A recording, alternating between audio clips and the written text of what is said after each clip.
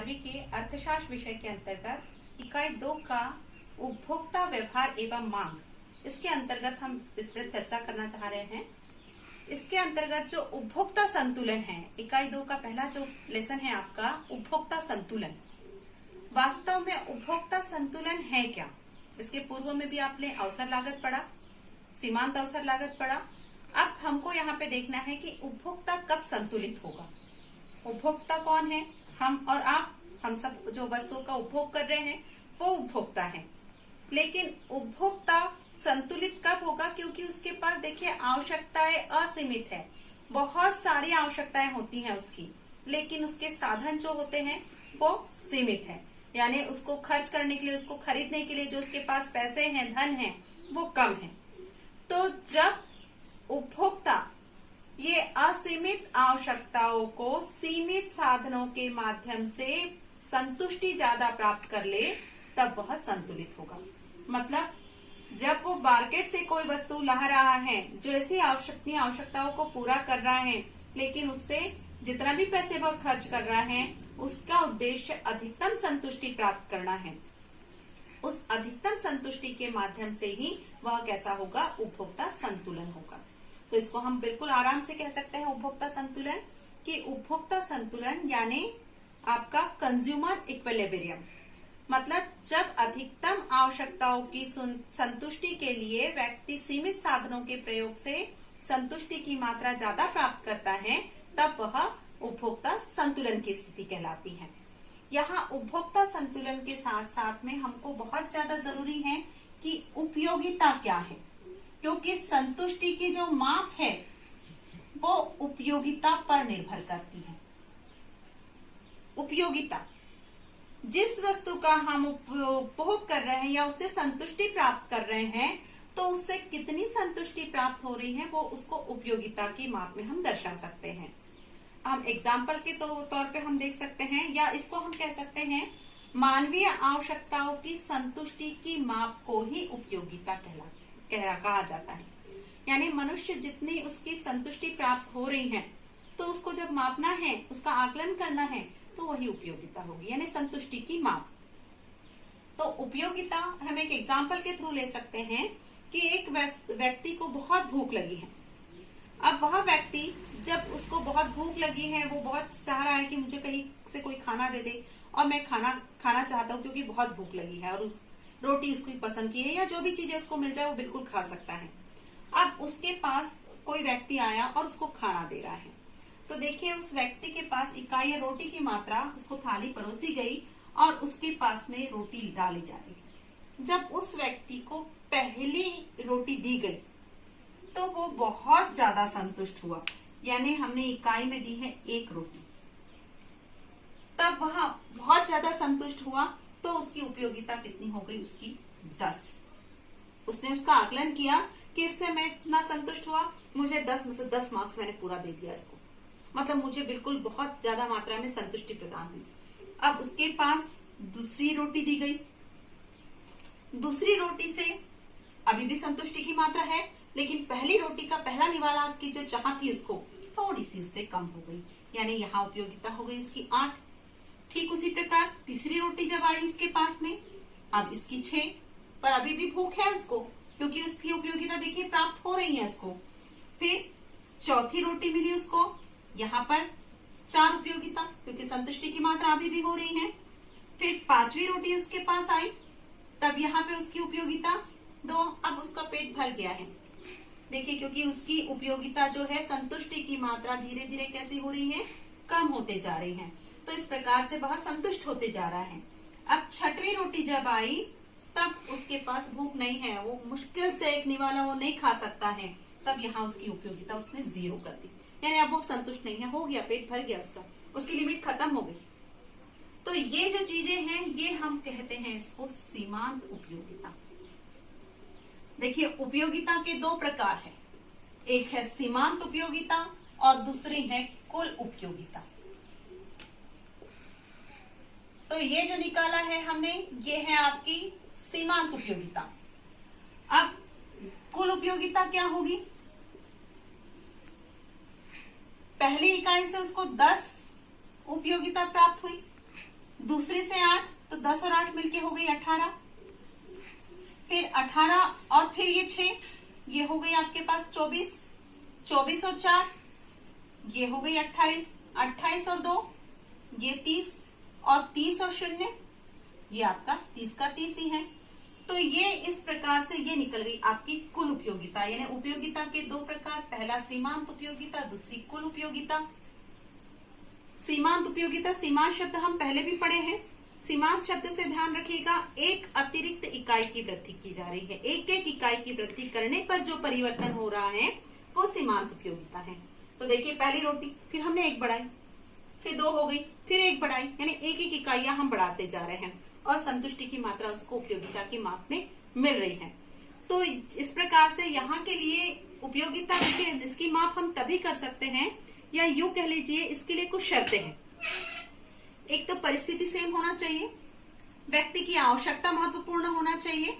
अब परिवर्तन ये ऐसा नहीं होना चाहिए कि भूख लगी है तो अभी खा रहे हैं, फिर उसके बाद में शाम को खाएगा, तब तो फिर से भूख लग जाएगी।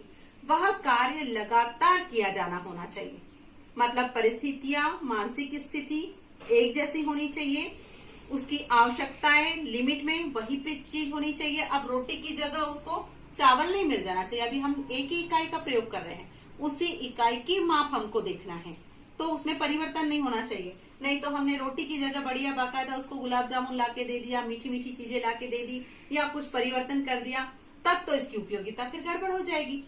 लेकिन हमको माप निकालना है तो वस्तु वही होनी चाहिए, उसका लगातार प्रयोग होना चाहिए। अभी नहीं कि 1 घंटे बाद फिर हम चेक करेंगे, नहीं, ये लगातार कार्य होना चाहिए, तब हम उपयोगिता की माप निकाल सकते हैं। तो इस प्रकार ये हुई सीमांत उपयोगिता, ये हुई कुल उपयोगिता। अब देखिए धीरे धीरे इसमें क्या हो रहा है, कमी होते जा रही है। तो जो कमी होते जा रही है इसी को हम कहेंगे सीमांत उपयोगिता रॉस नियम। ये कहलाएगा हमारा सीमांत उपयोगिता रॉस नियम। इसी को जो कमी हो रही है, देखिए एक एक इकाई का प्रयोग करते जा रहे हैं तो उसमें जो कमी होती है, रॉस यानी कमी, तो यही आपका रॉस नियम कहला रहा है। सीमांत रॉस नियम, सीमांत उपयोगिता रॉस नियम को गोसेन का प्रथम नियम भी कहा जाता है। गोसेन का प्रथम नियम, जो प्रमुख अर्थशास्त्री थे गोसेन, उन्होंने इसका सर्वप्रथम प्रतिपादन किया। लेकिन इसका जो विस्तार पूर्वक वर्णन है वो प्रोफेसर अल्फ्रेड मार्शल ने किया, तो वो उसको विस्तारित करने का श्रेय उनको है, लेकिन इसका निर्माण करने का श्रेय जो है गोसेन का प्रथम नियम कहलाता है, क्योंकि सर्वप्रथम उन्होंने ही इसकी व्याख्या की। गोसेन का प्रथम नियम नाम से भी यह जाना जाता है। कौन सा? सीमांत उपयोगिता रॉस नियम। सीमांत उपयोगिता रॉस नियम के अंतर्गत देखिए उपयोगिता के 2 भाग बताए हमने, एक सीमांत उपयोगिता, दूसरी कुल उपयोगिता। तो यहाँ पर अब यहाँ पे ध्यान दीजिए, इसके बाद में एक और रोटी जबरदस्ती उसको परोसे जा रही कि नहीं आप तो हमारे मेहमान हैं, आपको और ज्यादा थोड़ा सा और खाइए, बहुत फोर्सफुली एक रोटी और परोसी गई। अब जब ये 7वीं रोटी परोसी गई तब उसने बिल्कुल हाथ ऐसे कर दिया, अब मैं नहीं खा सकता, मेरी लिमिट पूरी तरह से खत्म हो गई, यानी उसकी उपयोगिता बिल्कुल माइनस में चली गई, -2, ऋणात्मक, यानी उसकी कैपेसिटी खत्म। वो एकदम फ्रस्ट्रेट हो जाएगा, वो इरिटेट हो जाएगा कि ये क्या हो रहा है, क्यों मुझे जबरदस्ती किया जा रहा है जबकि मैं नहीं खा सकता। तो इसलिए ये क्या हो गई, उपयोगिता नकारात्मक भी हो गई, माइनस। अब ये क्या हो गया, -2, कुल उपयोगिता भी अब कम हो जाएगी, ये हो गई आपकी कुल उपयोगिता 28। तो ये जो जब यहाँ पर थोड़ी कम होते जा रही हैं, तो ये सीमांत उपयोगिता कहलाएगी धनात्मक सीमांत उपयोगिता।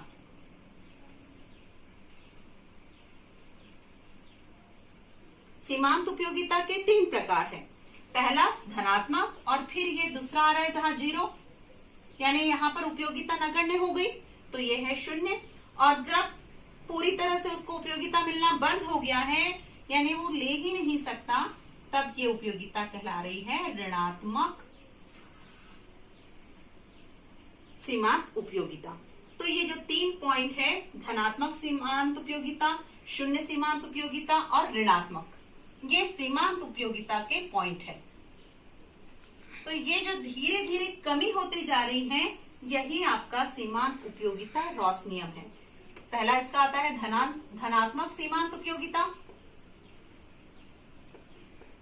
सेकंड, यहाँ पे देखिए, यहाँ जितनी उपयोगिता प्राप्त हो रही है, ये प्रश्न पूछा जा सकता है धनात्मक सीमांत उपयोगिता क्या है, ऋणात्मक उपयोगिता क्या, सीमांत उपयोगिता क्या है, शून्य सीमांत उपयोगिता क्या है। तो जब उपयोगिता धनात्मक रूप से प्राप्त हो रही है, यानी संतुष्टि की मात्रा उसको मिल रही है, तब सीमांत उपयोगिता धनात्मक होगी। लेकिन जब संतुष्टि की मात्रा नगण्य उसको बिल्कुल भी नहीं मिल रही है, तब वह सीमांत उपयोगिता कौन सी होगी, शून्य सीमांत उपयोगिता होगी। यानी किसी वस्तु की इकाइयों का प्रयोग करने से उस वस्तु से प्राप्त होने वाली उपयोगिता नगण्य हो रही है, यानी संतुष्ट नहीं हो रहा है व्यक्ति, तब वह शून्य सीमांत उपयोगिता। लेकिन जब किसी वस्तु के लगातार उपयोग करने से, एक एक इकाई में वृद्धि कर उसका उपयोग करने से जो उपयोगिता यानी संतुष्टि की मात्रा है वो ऋणात्मक हो रही है, यानी बिल्कुल भी संतुष्ट नहीं हो रहा है व्यक्ति, वह बिल्कुल भी नहीं चाह रहा उस चीज को, तब वह सीमांत उपयोगिता ऋणात्मक सीमांत उपयोगिता कहलाएगी। तो इस प्रकार से ये उपयोगिता के प्रकार है। अब इसका नियम, इस नियम को हम सीमांत उपयोगिता रॉस नियम या गोसेन का प्रथम नियम भी कहते हैं। ये इसकी तालिका बनी है आपकी। अब इस तालिका को हम रेखा चित्र में प्रदर्शित करते हैं। रेखा चित्र में प्रदर्शित करने के लिए देखिए, इसको एक्स अक्ष और वाई अक्ष ले लेते हैं।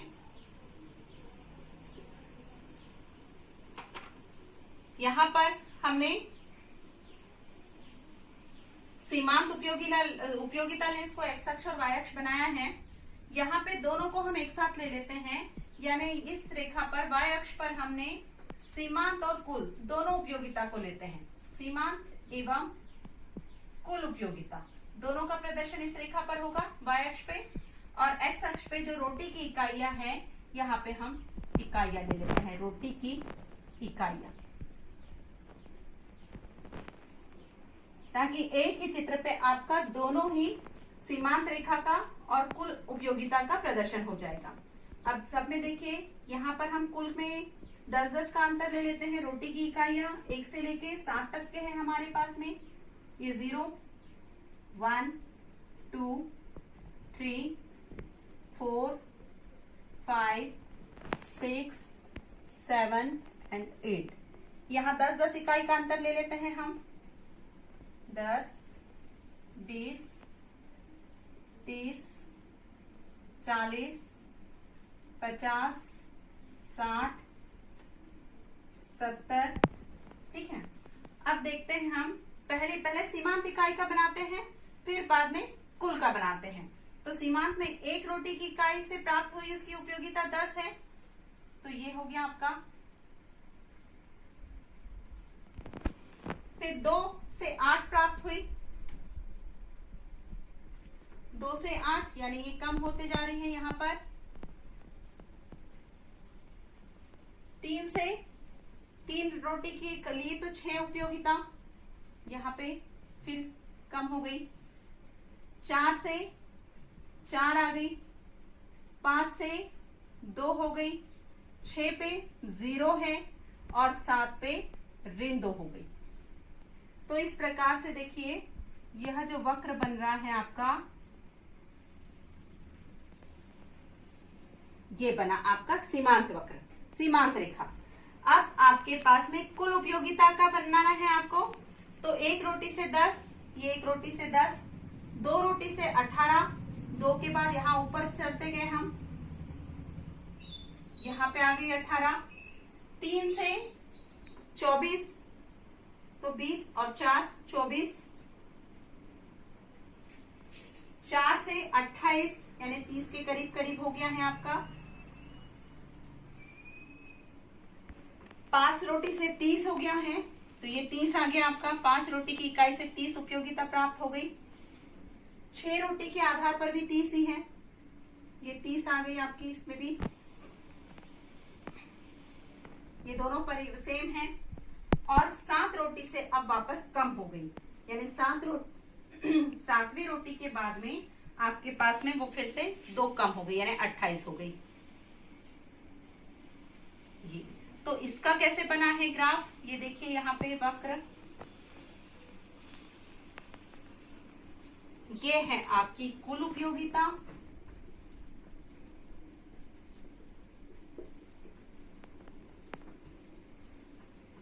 और ये है आपकी सीमांत उपयोगिता।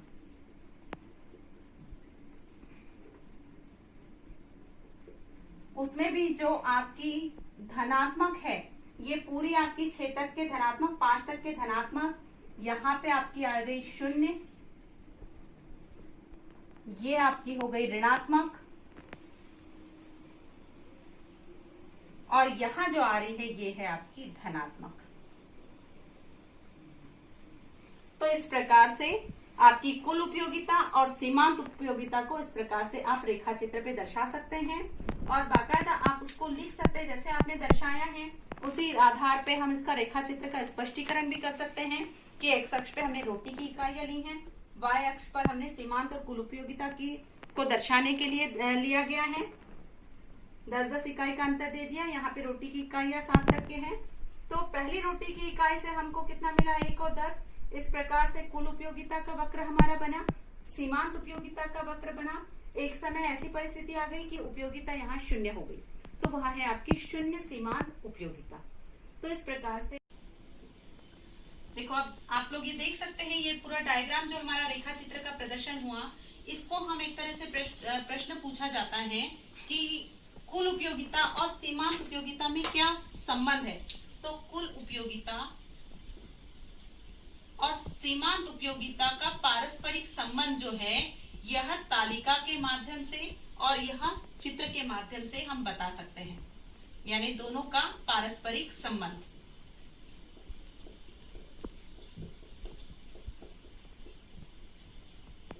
कुल उपयोगिता सीमांत उपयोगिता का पारस्परिक संबंध, ये जब हम बता रहे हैं तो इन दोनों को हमने एक ही इकाई के अंतर्गत रखा, यानी एक ही अक्ष पे सीमांत और कुल को दोनों को प्रदर्शित किया। इसलिए इसका जो रेखा चित्र है वो इस तरह से बनेगा। इसके लिए तालिका भी यही प्रयोग होगी और इस प्रकार से चित्र बनेगा और इसका स्पष्टीकरण आप दे सकते हैं। कुल उपयोगिता सीमांत के आधार पर ही बनी हुई है। अब जो है हमारा सीमांत उपयोगिता में चित्र कैसे बनेगा, तालिका हमारी सेम है, तालिका हमारी यही है। अब यहाँ परिवर्तन होगा, यहाँ पे हमारा आ जाएगा सीमांत उपयोगिता, केवल सीमांत। अब सिर्फ सीमांत का बनाएंगे हम, सीमांत उपयोगिता।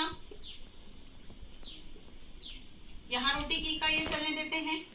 अब सीमांत उपयोगिता में भी देखिए 2 ऋण 2 है और 10 है, तो हम अधिकतम के लिए जाते हैं। हम यहाँ पर इसको नीचे हमको लेना पड़ेगा और एक एक इकाई ही दर्शाते हैं हम यहाँ पर भी। 1 2 3 4 5 6 7 8 9 10, यहाँ -1, ये -2। यहाँ पर ये भी चेंज हो जाएगा आपका, कुल उपयोगिता नहीं है, हमको सिर्फ सीमांत उपयोगिता बनाना है। तो इसको हम मिटा देते हैं यहाँ पर।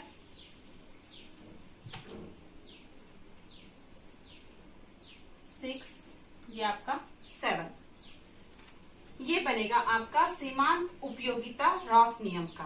अब देखिए 1 के साथ में 10 है, तो 1 के साथ में आपका बना 10।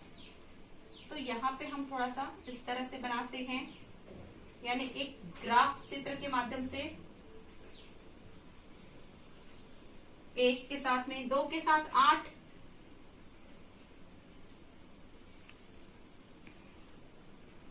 3 के साथ में 6 रोटी का कॉम्बिनेशन बना है, तो ये 3 और 6, 3 रोटी ली तो 6 उपयोगिता प्राप्त हुई। 4 के साथ में 4 का है,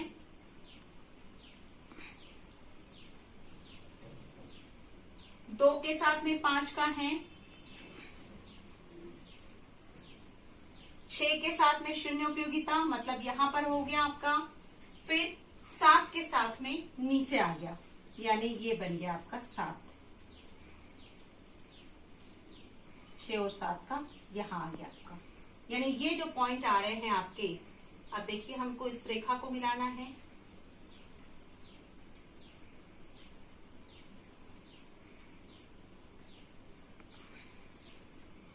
ये बनी आपकी सीमांत उपयोगिता रॉस नियम, ये बढ़ते जा रहा है। ये कहला रही है आपकी सीमांत उपयोगिता रॉस नियम का डायग्राम।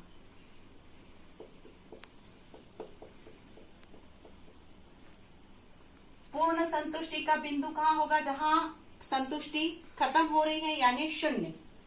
सीमांत उपयोगिता रॉस नियम। ये पूरी आपकी धनात्मक कहला रही है। ये वाला आपका जो है ये शून्य सीमांत उपयोगिता है, और ये वाला जो आ रहा है आपका नीचे गया वो है आपका ऋणात्मक। तो इस प्रकार से आप इसी डायग्राम को सीमांत उपयोगिता रॉस नियम में उसी तालिका के साथ में आप इस तरह से बना सकते हैं। तो आपने यहाँ पे देखिए क्वेश्चन, कुल उपयोगिता और सीमांत उपयोगिता का आपस में क्या संबंध है, तालिका के साथ सचित्र आप वर्णन कर सकते हैं। सीमांत उपयोगिता रॉस नियम, सीमांत उपयोगिता के प्रकार, उसको भी आप सचित्र वर्णन करके आप उसको अच्छे से समझा सकते हैं। एक अच्छा क्वेश्चन सीमांत उपयोगिता रॉस नियम या गोसेन का प्रथम नियम को रेखा चित्र के द्वारा प्रदर्शित कीजिए, उसको भी आप इस प्रकार से पूरी तरह से तैयार कर सकते हैं।